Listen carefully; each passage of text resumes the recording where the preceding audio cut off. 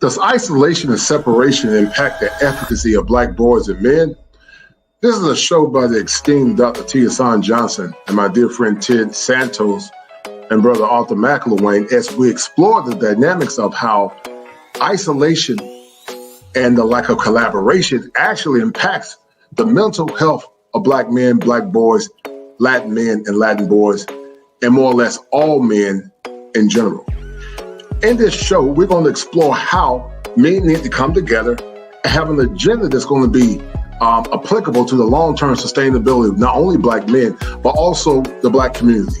This is a remastered edition from a show that I did in the past, and Dr. Johnson is going to be exploring how Black men need to come up with a Black male agenda and how the collaboration within the confines of brotherhood is actually beneficial to the psyche of a man. And remember this, if it ain't seven, it ain't kosher. If it ain't kosher, it ain't right. I want you to enjoy the show by the esteemed Dr. T. Hasan Johnson and brother Arthur McIlwain, also with Ted Santos and I, the coach clinician, as we will be exploring the dynamics of Black men and Black boys in unison. Be well. All right, so Dr. Johnson, once again, it's an honor to have you in our presence. Tell us about yourself a little bit, Dr. Johnson, what your mission is, and why you decided to do the things that you're doing as it relates to Black men and Black boys. Well, Associate Professor of Africana Studies at Fresno State here in California. My work is primarily on Black male studies. I developed the concept of Black masculinism. And, my work dealing with Black men really comes out of, just going through the numbers, man, and looking at how bad, the conditions have been for Black males across age, across class, across profession. And the more I read, the more I came across, the more I was amazed at how few, including Black scholars, were willing to deal with where Black men actually are. But the other thing that got me too is I began to realize how much even Black men don't have a sense of where we are. We tend to, because many of us are grappling with our lives individually. Right. We deal with that. We may come into contact with other brothers and have that conversation, but the scope and scale of what we're dealing with, often we don't even know about. And a lot of that is very purposeful, and we can get into that throughout the course of the conversation. But one thing I will say is a lot of it has to do with the kind of shutting down of Black male spaces where we used to be able to commune and dialogue with each other. And so it's not until really Black men began to engage social media very purposefully about their conditions and dialoguing with one another, and of course the availability of certain types of data that began, that crossroad of that information and those lines of communication brought up a whole new conversation amongst Black men about where we actually are, what we're actually dealing with. So even though we come from different philosophies, ideologies, life experiences, at least we're able to now have a conversation that we haven't been able to have over the last few decades. No doubt. And I think, to highlight what you're saying would be more or less encapsulated in the connotation called the extreme urgency of now. And, I've heard not only you say it, Dr. Johnson, but listen to Ted and listen to Arthur. It's been a myriad of men saying the same things about reform and being silenced by conspirators that seek to do us no good. So I think everything you're saying is very poignant. I think it's time for Black men to have a discussion.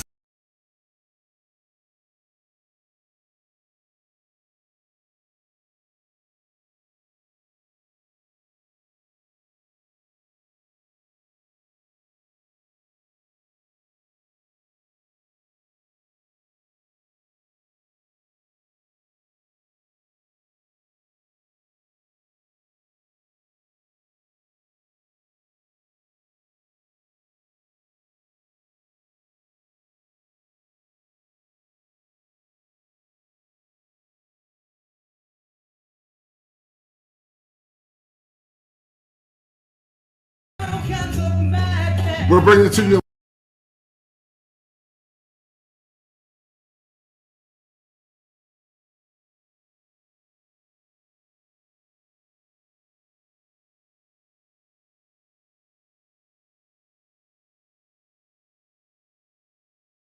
it's once again, it's an honor to have you in our presence. Tell us about yourself a little bit, Dr. Johnson, what your mission is and why you decided to do the things that you're doing as it relates to Black men and Black boys. Well, Associate Professor of Africana Studies at Fresno State here in California. My work is primarily on Black male studies. I developed the concept of Black masculinism. And, my work dealing with Black men really comes out of, just going through the numbers, man, and looking at how bad, the conditions have been for Black males across age, across class, across profession. And the more I read, the more I came across, the more I was amazed at how few, including Black scholars, were willing to deal with where Black men actually are. But the other thing that got me too is I began to realize how much even Black men don't have a sense of where we are. We tend to, because many of us are grappling with our lives individually. Right. We deal with that. We may come into contact with other brothers and have that conversation, but the scope and scale of what we're dealing with, often we don't even know about. And a lot of that is very purposeful, and we can get into that throughout the course of the conversation. But one thing I will say is a lot of it has to do with the kind of shutting down of Black male spaces where we used to be able to commune and dialogue with each other. And so it's not until really Black men began to engage social media very purposefully about their conditions and dialoguing with one another.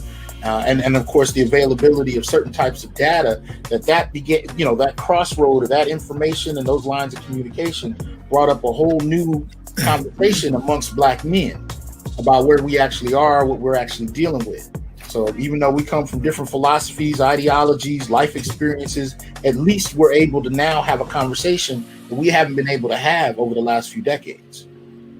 No doubt. And I think, to highlight what you're saying would be more or less encapsulated in the connotation called the extreme urgency of now. And, I've heard not only you say it, Dr. Johnson, but listen to Ted and listen to Arthur. It's been a myriad of men saying the same things about reform and being silenced by conspirators that seek to do us no good. So I think everything you're saying is very poignant. I think it's time for Black men to have a discussion and more or less to have the opportunity to speak truth to power in this urgent time that we're living in. So I totally. So Ted, tell once again, what's been your point of reference based on what Dr. Johnson said? Yeah, that's a great question. So I'll lead off saying that I guess I'll start off where you ended, and it's like Black men have been silenced. If you're a real man, you don't say anything. Mm-hmm. And if you're even in a one-on-one relationship, you address something with a woman and it's valid. Hey, you do X, Y, Z. I don't like these things, and she starts arguing. And well, if you were a real man, you know how to handle me. All this stuff has become part of the Black community. Real men know how to handle me. You're not strong enough. You're intimidated. And it's like anything. If you repeat something long enough, even if it's a lie, people start to buy into it. So I think the real problem is some time ago, a lot of men bought into it because I created a talk show. It's called Straight Talk. And I made it. It's a talk show that's made for men by men. And I really love women being part of it. And part of the reason I like women to be part of it is because I created it. I wanted men to have a safe space to be able to speak like men, not to be censored and corralled to speak like women do, like for guys to be guys. Mm-hmm. And so women should have an opportunity to hear what men really think, because what I would find is women would often say, well, you're the only guy who's ever said this to me. And it's all you have to do is speak to a few guys and you see that there's a common sentiment all over the place. Just men have been silenced. So I created the platform, and as you were saying, social media has allowed this and people to share notes. So, that wanting to put an end to the silence so that men can be free, because if you silence people, they start to lose their power. And I think a lot of men have actually lost their power, and Black women seem to be happy about that, except they're doing nothing with it. They're raising most of the children alone. They don't think in terms of what's in the best interest of the whole. They want to go shopping, and so we're in a messy situation, and it didn't happen overnight. So I'll leave it there, and what I'll end with is from 1944 until 1964, that was the greatest economic prosperity in the Black community. So you have to start asking what happened in 1964 for the ball to seem to have been dropped, and we went off the rails. Excellent. Arthur, I want you to give your input to what these esteemed brothers have said, and what made you start your own show with Tell the Truth, and why it's so important as we speak now. Well, I'll start out saying, yeah, I can hear you. Can you hear me?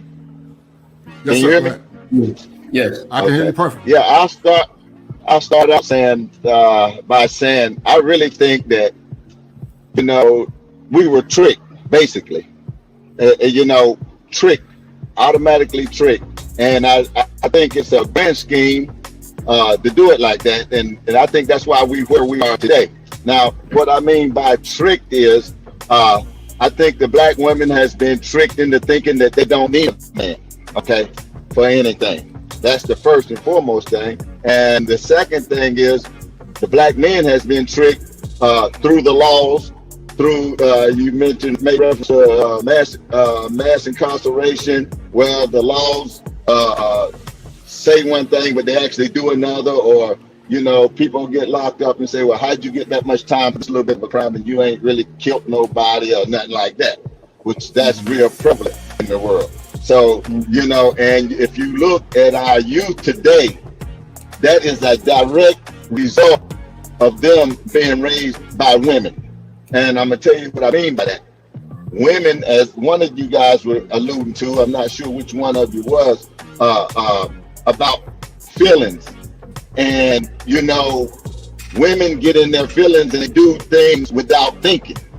I mean, as for instance, they will break out all the windows in your car, knowing that's the only car you guys have to go to work the next day, but with no thought or consideration to that. And I think that's what's happening out here to our Black men right now, especially the young ones. If they go and shoot into a crowd with no consideration because they beefing with somebody, over a little nothing, you shoot into a crowd, kill babies or whoever. That's without thinking. Men don't operate on their feelings like that. They should be taught to be able to take something. With my son, when I raised my son, I was raising him, and I want to make him tough. I want to make him to be able to take a few things without actually overreacting. And that's where men, get to. They don't just overreact over something small. That's why you toughen your son up. You can take that didn't hurt, this, that, and the other. But what I find these days is that men are not tough. They're so soft, they won't even push a car off the middle of the road when it breaks down. I've seen them standing on the side of the road looking at the car in the middle of the road. That's what women do. Men will get out, or you would teach your son to get out and get that car in the middle of the road for somebody to come by and kill themselves. But I have seen just the opposite going on out here. And another thing is, that's why, yes.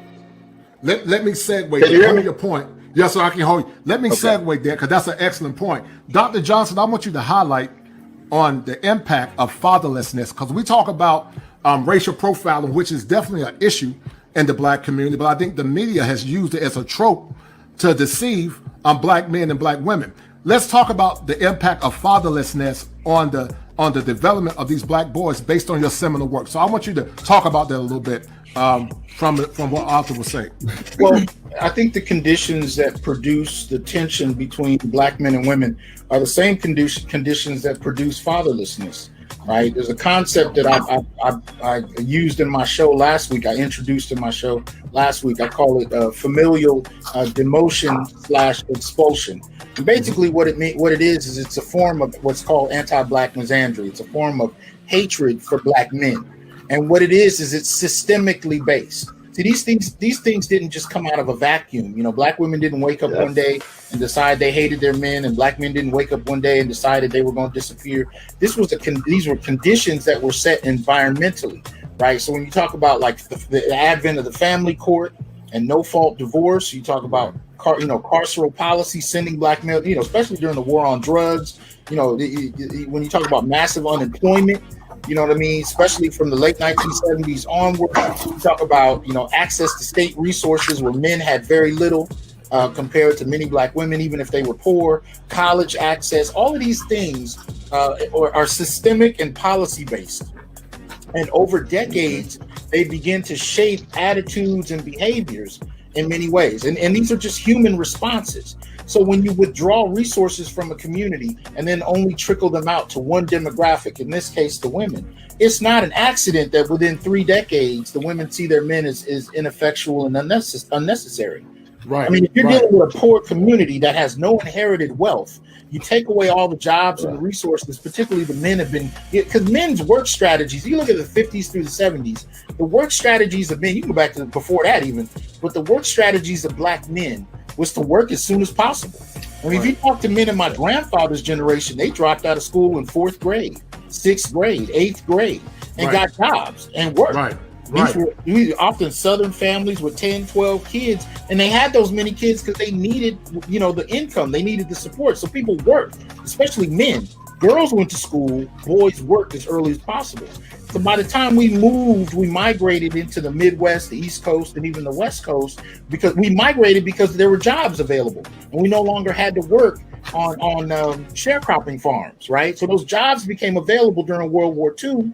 When many of those soldiers, white soldiers, were overseas, they needed the labor. So that's when black men finally got to enjoy a good pay. You may have even had union membership, which meant that you may have had a better chance of keeping your job if your white boss decided to fire you just because you were black. These are things we had never had. And then, of course, when the soldiers came back, a lot of those jobs went back to them, but we stayed in those urban cities, and we were able to eke out an existence that we couldn't have in the South.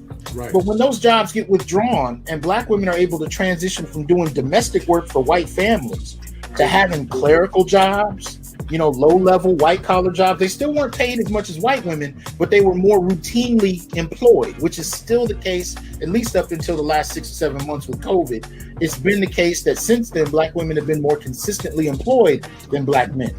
And so when you add up these kind of factors and you look at it from a larger standpoint, you can see how this has been manufactured, especially in response to the civil rights movement. Because these little poor black folk were not supposed to be telling the entire world how they've been mistreated in America. So this has huge ramifications. And one of the central aspects to all of this is the removal of the father from the home.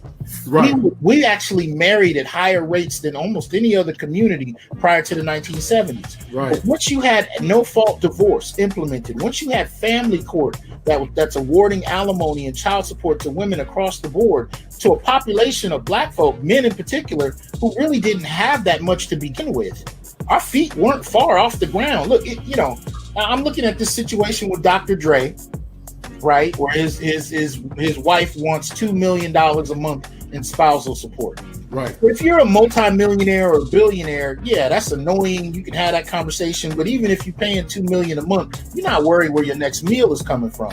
But if you make $12,000 a year and a judge decides that you need to pay, 50% of your income, that's huge. Chris Rock said it best. If you got $1 million and you got to give up half, you're pissed.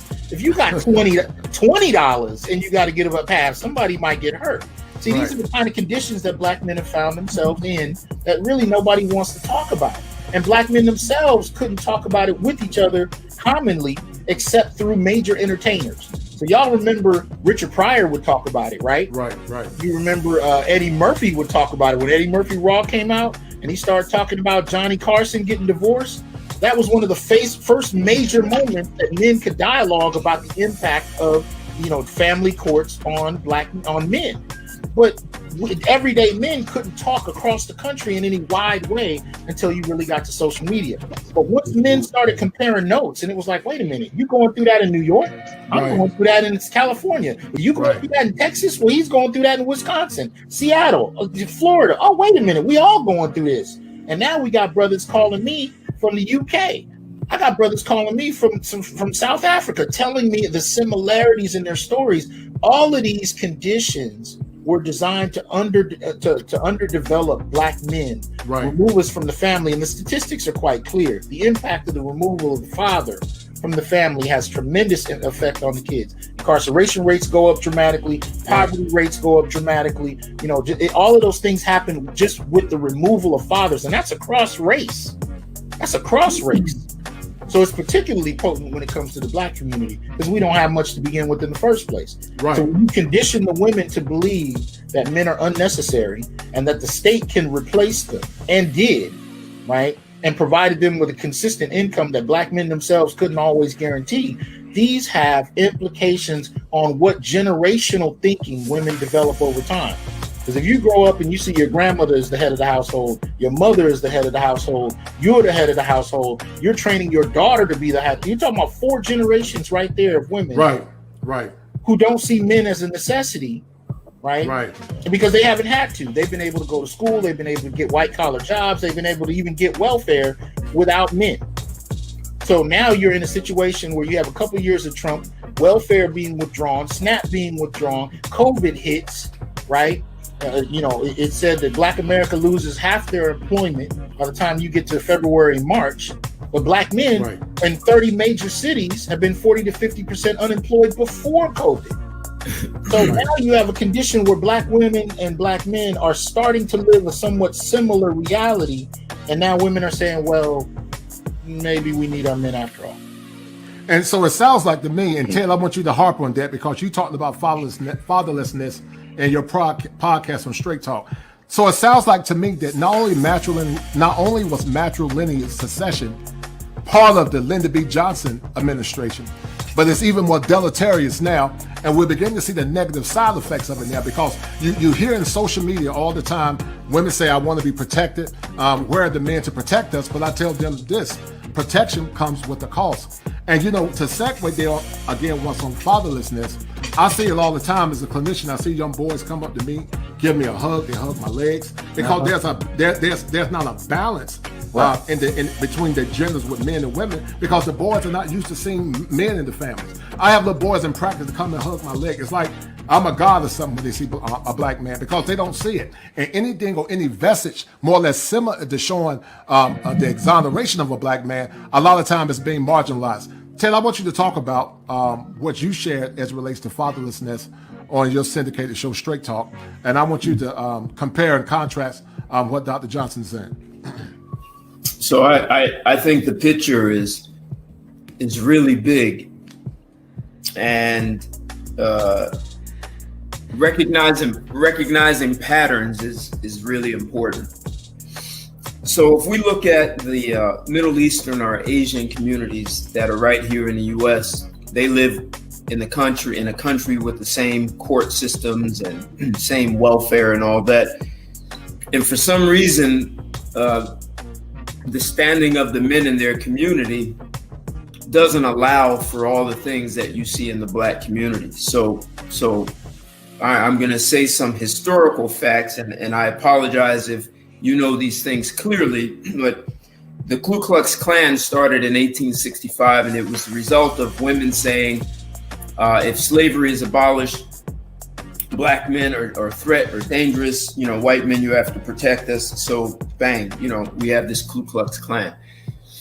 And as the Klan was doing their deeds, the women said, hey, we want to be part of this too. And the men said no. So in 1915, they created the Women of the Ku Klux Klan. So the women didn't take on the physical threatening capacity. What they did was more mentally undermining. They used propaganda.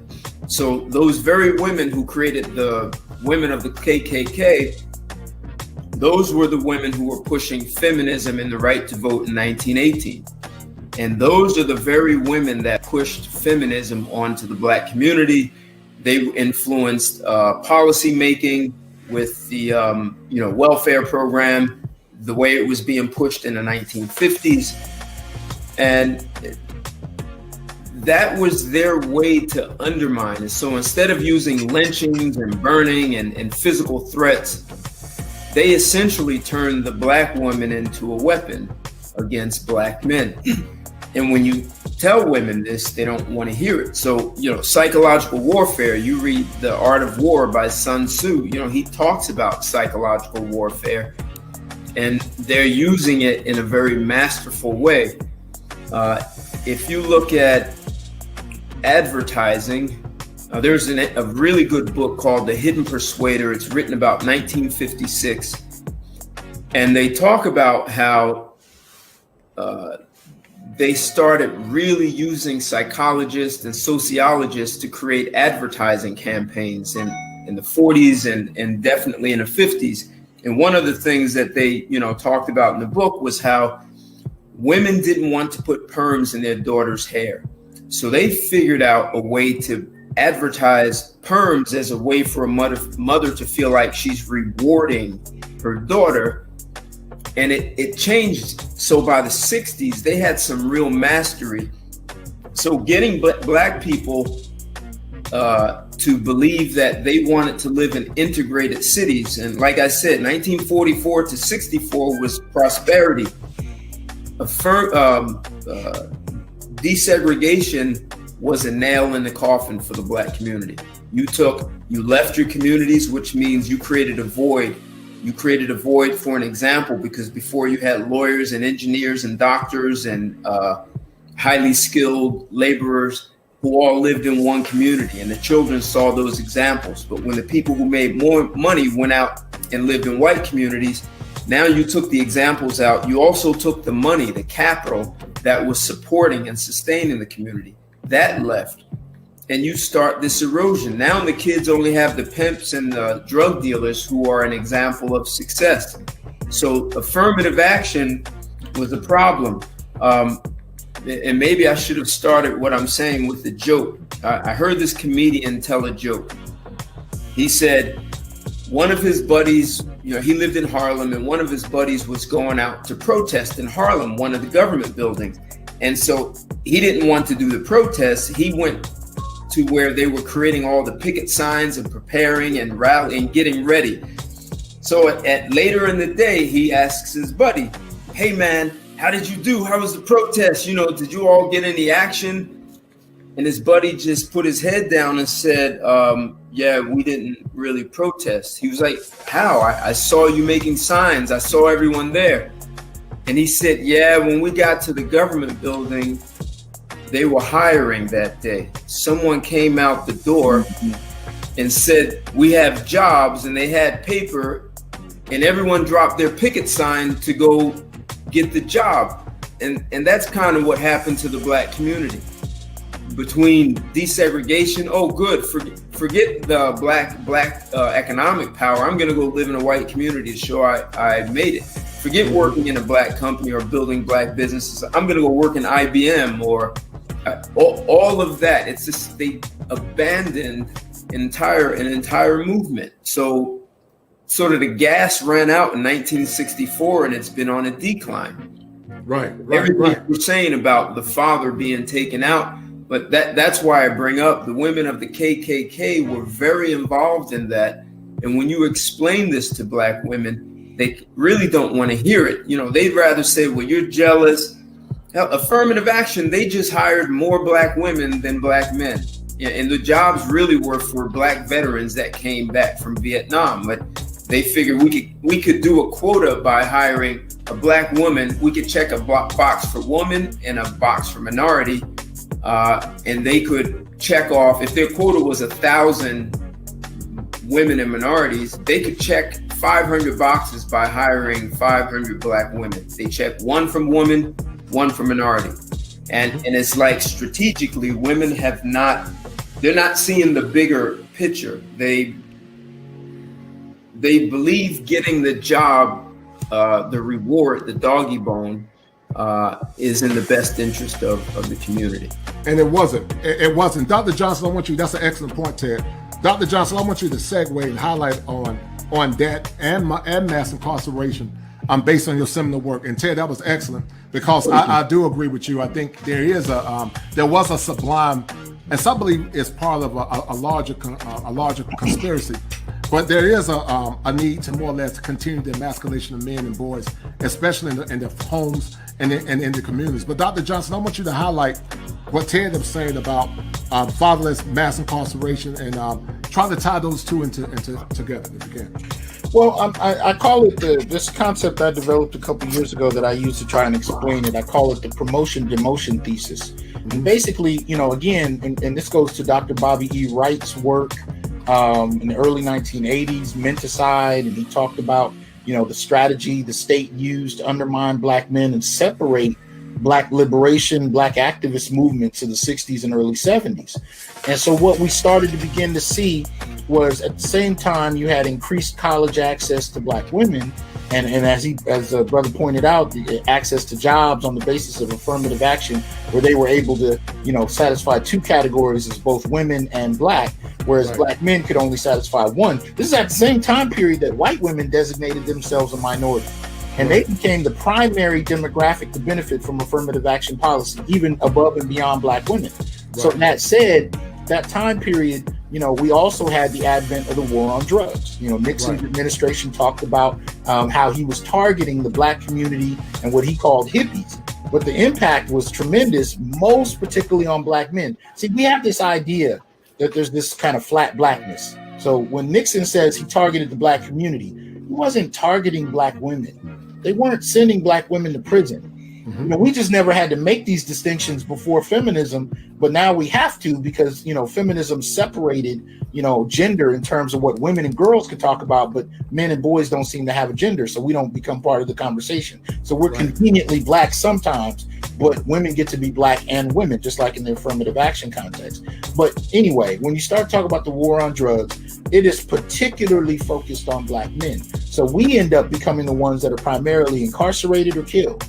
And the primary reason behind it is a lack of employment, a lack of viable employment options. But we still have the social stigma. We still have the social expectation that we be providers, because that is part of we understand manhood, particularly in the West. It is what it is.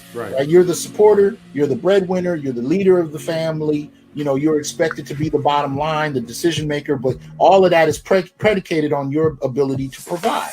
But if that ability has been removed on a macro level from you having access to being able to live it, well, after a while, at the end, you're not going to be seen as necessary. Now, when you add that to mass incarceration, and understand, mass incarceration reaches its zenith in like 2013. So it begins like in the mid 70s, but it reaches its absolute height in 2013, where you have over 900,000 Black men incarcerated. And with that, of course, you have many more that have been put on probation, right? 68% of Black men that have been incarcerated, didn't have a high school diploma. So when you start to look at this, and you start to see the impact between the relationship between education and incarceration, you can see that strategically and systemically, Black men have been removed and undermined and underdeveloped on purpose, very strategically. And that said, it becomes difficult because not only are we and our women having a different quality of life experience, but more than that, she's going upward in the sense that she's being she's being offered the trappings of middle class life. Right now, Black women are still overwhelmingly in debt in terms of both credit and school loan debt in order to achieve this. But at the end of the day, even with that debt, they're still able to be more employed more consistently. They're able to live in a nice area. They're able to own a home in many instances. But even just having employment means that they're able to live a different quality of life. And Black men and women are on opposite sides of a spectrum on this. From the late 1970s all the way to now, it's only grown. It's only mushroomed.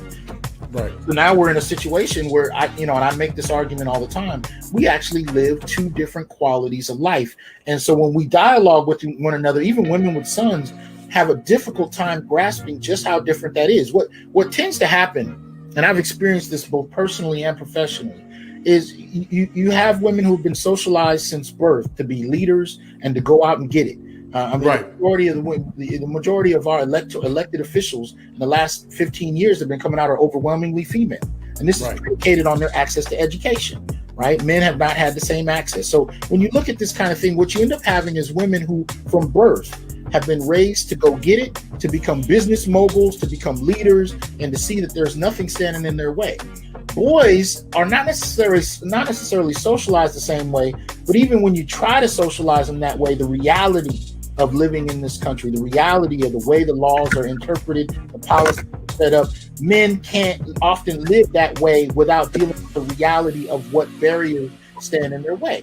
And so some of what tends to happen when you have these women who have been socialized this way and they're dealing with the reality of their sons facing barriers that they don't have to face, or their husbands or boyfriends facing barriers that they don't have to face, instead of the interpretation being, wow, our men are actually living a different quality of life, what I call the black male dual economy. They live a whole different economy from everybody else. Instead of coming to that conclusion, what a lot of women come to is, well, you're not just, the problem is not with the system. There is no system. The problem is with you. If I'm able to do it and we're all black, then you should be able to do it. Because again, black, there's no designation for black males under black. We're all black, right? So if she can do it, then she looks at you as you're the reason why you can't. And many of us develop that attitude as well. We try and alpha our way into stuff, and we say, well, yeah, I should be able to do it. But the reality is, when you look at this systemically, it doesn't work that way. You have realistic systems in place that are geared to look at you differently and treat you differently than even black women, let alone the rest of society. So with that real life kind of mechanism in place, the gap that it further builds between black men and women is that many women don't understand it because they don't have to live it. They see it, but again, what that's done and how that's been interpreted in many cases as it's an individual black man's deficit. That's the issue. Not that he's in a system that acknowledges him on a different set of terms. And that promotes the difference in our experience and thus the gap, one of the gaps, there are others as well, between black men and women. And I think you're saying that... Wait, I just want to say, what you just said, it's interesting because it was not just in economics and jobs. When, the decades black men would be beaten by the police, black women would just say, oh, you did something wrong. And then once black women started being beaten and killed by the police, all of a sudden they had a new understanding of how that's happening. They were living in a very different world. The police. But it actually goes back to something you said a minute ago, though. It has to do with feminism, because when we started to see women being beaten by the police, they didn't look at that and say, this is how black people are being treated, especially since 2015 and the rise of Black Lives Matter. Right. What they saw was a political opportunity for them as black women to capitalize on the Breonna Taylors and advance this idea that they were being oppressed because they were black and female. But when you look at the data, there's only about 9 to 12 or so black women per year that are killed by cops versus 200 to 300 black males. Exactly. So, I mean, in any other context, look, if we talk about breast cancer, who's the first person you picture in your mind? Black you picture a woman, right? Right. If we talk about breast, if I say breast cancer in the black community, first person you think of is a woman. Well, 2 to 4% of breast cancer cases are men. Wow. Nobody conceptualizes breast cancer as a male issue. We don't even conceptualize it as a black issue. It's a black woman's issue or a woman's issue in the larger society. Right. But, well, aside from the fact that nobody talks about prostate cancer, which is actually higher, at the end of the day, we still think of breast cancer as a woman's issue. But when you talk about police homicide or police abuse, all of a sudden it has to become a black issue because that has political currency. And we got particular types of feminists that are very concerned about translating that political currency into an advancement for black women, not necessarily the black community. And that's a distinction we never had to deal with. Right. Prior to Yes. That is very true. Well, it's crazy you said that, because if you look at the epigenesis of the movement of Black Lives Matter, and I say it live, is on surface is a noble concept. But when you look at the underpinnings of Black Lives Matter, it's not more or less beneficial for black men, black families, and black communities. It's more or less garnered to more of a liberal construct that more or less supports the LGBTQ community and transgenderism. And I'll say it again, and I stand firm on this. If any movement subverts the advancement of black men, black children, and the black community, not black women, I got a problem with it. And for so long, many communities have used the black man as a convenient come-up. And you see it all the time. You know, the black man is a convenient come-up, and they use us to push their own agenda to more or less disenfranchise. And I say it's now time to speak truth to power, because that's what I was called to do as a clinical social worker, and to speak it against these nefarious movements that don't have our best concerns in hand. The black man is always a step tool for everyone else to reach their own agenda. And some might say, "Oh, you just crying," but no, I'm sure there's data, Dr. Johnson, to more or less substantiate that. So I want you to more or less highlight on that. And then also, we're going to talk about, because this is very important, and then Arthur, I'm going to let you come in because Dr. Johnson got about 20 minutes, but why do we need a black male agenda in politics? Ice Cube talked about it, and I want you to more or less highlight that a little bit, Dr. Johnson. Why do we need a black male agenda? Well, first, let me say, as far as what we were talking about with BLM, for those who aren't familiar, look into a sister. You can find her on Facebook. Her name is Nyota Uhuru, the same name as you find in the original black woman on Star Trek, Nyota Uhuru, and look into Darren Seals. And both of those people were activists, and Nyota is still alive. Darren has been since killed, but they were both activists in Ferguson when BLM came into Ferguson and took over. And if you listen to them tell their story, they'll break. You'll understand how BLM has functioned ever since by appropriating grassroots struggles and turning it into a black LGBT, black female focused agenda, even though it's been overwhelmingly the lives of heterosexual black men that have been taken. And there's no agenda for heterosexual black men in BLM's mission statement or on their website. So look at Nyota Uhuru, look into Darren Seals, and they'll break that down.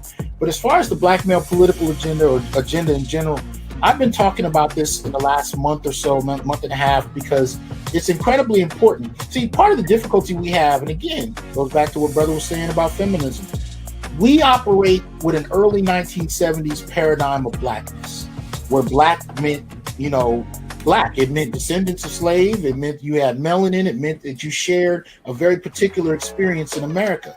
But with the bringing in of second wave white feminism into our communities and the lure that was made to black women that they could live a better life, have more substantial income, more stable economic, all of that came about with feminism. See, this goes back to what Dr. Bobby Wright was talking about in the early to mid 1980s. And he was saying that when they responded in the 70s to the civil rights movement, what they did is they picked us apart ideologically. So the feminists came in and told our women it was a feminist struggle. It was a gender struggle. It wasn't racial, right? He was saying that the LGBT came in and told our LGBT that it was a sexual struggle. It wasn't racial. You had Marxists, you had student activists coming in saying it was an intellectual struggle. It was a class struggle. It wasn't racial. So all of these different ideologies came in and we literally got picked apart. And when you tried to talk about some kind of blackness, now all of a sudden you had to debate a bunch of people about to what extent that blackness focused on women, what extent it focused on, gays, what extent it focused on this. And all of these different branches began to broaden out and separate our idea of what blackness is. So now, when you hear about a black political agenda, often when you look at the points of it, very little actually speaks to what black men themselves need. Now, we can all agree that there needs to be some change in the incarceration rate of black men. We need to see black men sentenced no differently than any other group for the same crime. And we actually see, of course, black men being hyper sentenced, even above white men, for the same crimes. And women actually get 65% less in their sentences for committing the same crimes. And that's across race. So, that's obvious that in a black agenda, you might see something about incarceration, but there are a lot of other parts of the black male experience that nobody wants to talk about that may have an agenda to it. And black men themselves are slowly starting to come together and do it, because in the past, we never had to separate ourselves by gender, but because of feminism, we're being forced to. So on my show, The Onyx Report, the last few episodes, we've been actually making a bullet-pointed list. And we're up to about 17 points right now that is particularly targeted to black men. And it's interesting when you see that many points and you think about the issues on it, even if you don't agree with each one, it really gets you thinking about, wait a minute, there's so much that's not been made part of the conversation in regard to a black political agenda that black men really do need to talk about.